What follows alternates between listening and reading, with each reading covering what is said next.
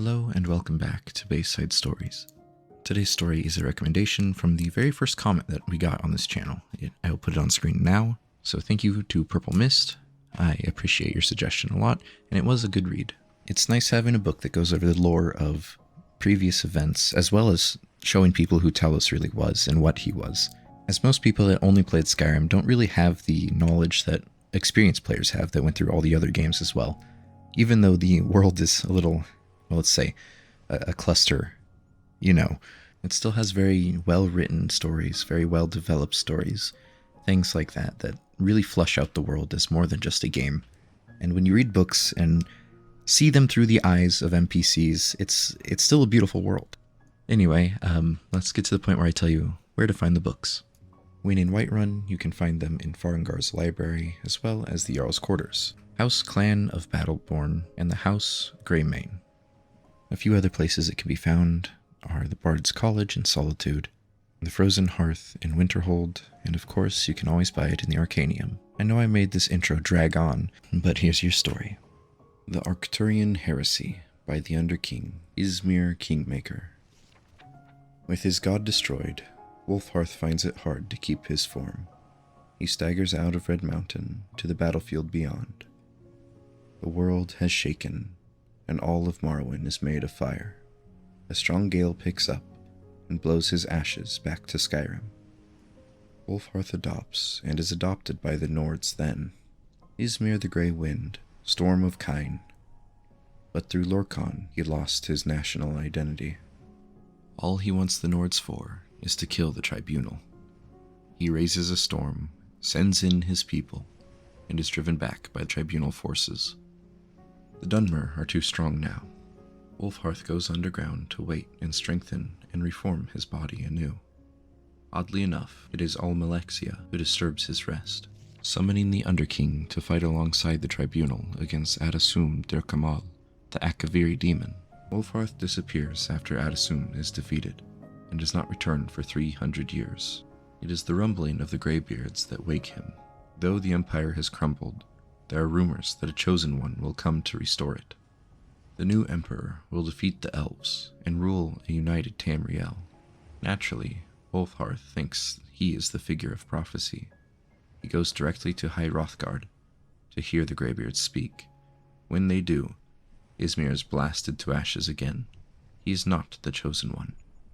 It is a warrior youth from High Rock. As the Grey Wind goes to find the boy, he hears the Greybeards' warning. Remember the color of betrayal, King Wolfhearth. The Western Reach was at war. Cuchulainn, the king of Falkreath in West Cyrodiil, was in a bad situation.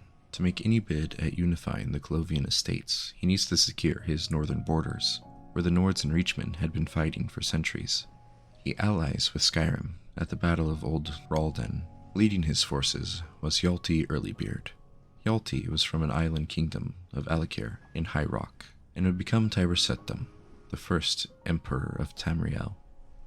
Hjalti was a shrewd tactician, and his small band of Clovian troops and Nord berserkers broke the Reachmen's line, forcing them back beyond the gates of Old Ralden.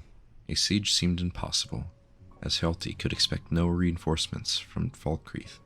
That night, a storm came and visited Hjalti's camp. It spoke with him in his tent. At dawn, Hjalti went up to the gates, and the storm followed just above his head. Arrows could not penetrate the winds around him. He shouted down the walls of Old Ralden, and his men poured in. After their victory, the Nords called Hjalti Talos, or Stormcrown. Cuchulainn, with his new invincible general, unifies West Cyrodiil in under a year. No one can stand before Hjalti's storm. The Underking knows that if Hjalti is to become Emperor of Tamriel, he must first capture the eastern heartland. Hjalti uses them both. He needs Cuchulainn and the Clovian estates, where foreigners are mistrusted. It is obvious why he needs Izmir. They march on the east. The battle mages surrender before their armies, and they take the citadel.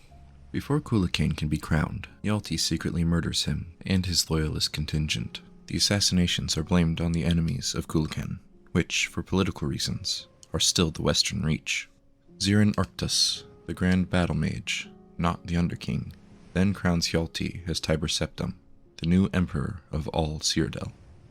After he captures the imperial throne, Septim finds the initial administration of a fully united Cyrodiil a time-consuming task.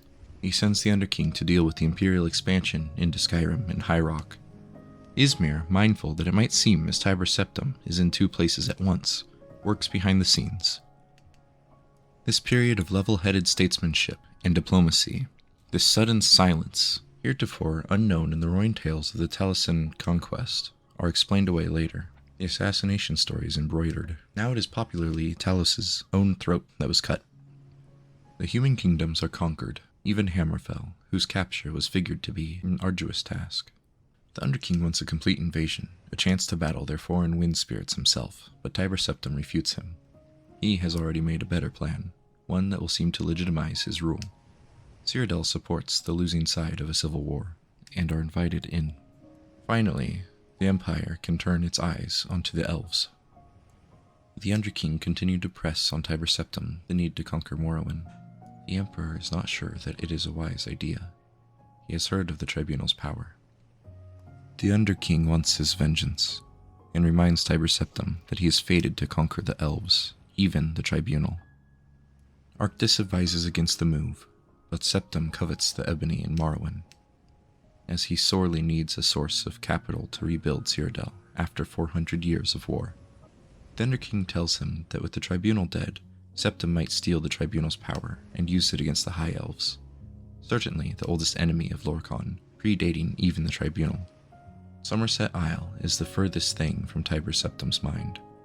Even then, he was planning to send Zirin Arctis to the King of Eleanor to make peace. The Ebony Need wins out in the end. The Empire invades Morrowind, and the Tribunal gives up, when certain conditions of the armistice include not only a policy of non-interference with the Tribunal, but also, in the Underking's eyes, a validation of their religious beliefs. Izmir is furious. He abandons the Empire completely. This was the betrayal the Greybeards spoke of, or so he thinks. Without the Underking's power, all ideas of conquering Tamriel vanish. Would have been nice, Septim thinks. But let's just worry about Cyrodiil and the human nations. Already, there is a rebellion in Hammerfell. Pieces of Numidian trickle in, though. Tiber Septim, always fascinated by the dwarves, has Zirin Arctis research this grand artifact. In doing so, Arctis stumbles upon some of the stories of the War of Red Mountain. He discovers the reason the Numidian was made, and some of its potential.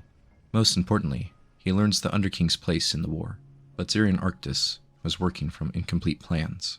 He thinks it's the heart of Lorkhan's body that is needed to power the Numidian. While Zirin Arctis is raving about his discovery, the prophecy finally becomes clear to Tiber Septim. The Numidian is what he needs to conquer the world. It is his destiny to have it. He contacts the Underking and says he was right all along. They should kill the Tribunal, and they need to get together and make a plan. While the Underking was away, he realized the true danger of Dagoth-Ur. Something must be done, but he needs an army, and his old one is available again. The trap is set. The Underking arrives and is ambushed by Imperial guards. As he takes them on, Zirin Arctis has a soul gem on him. With his last breath, the Underking's heart roars a hole through the battle mage's chest. In the end, everyone is dead. The Underking has reverted back to ash, and Tiber Septim strolls in to take the soul gem. When the Elder Council arrives, he tells them about the second attempt on his life, this time by his trusted battle mage, Zirin Arctis, who is attempting a coup. He has the dead guards celebrated as heroes, even the one who is blasted to ash. He warns Cyrodiil about the dangers within, but says he has a solution to the danger without the Montella. The Numidium, while not the god Tiber Septim and the Dwemer hoped for, the Underking was not exactly Lorkhan after all. It does the job. After its work on Somerset Isle, a new threat appears, a rotting undead wizard who controls the skies.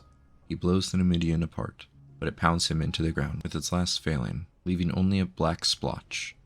The Mantella falls into the sea, seemingly forever.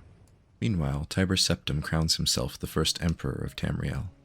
He lives until he is 108, the richest man in history.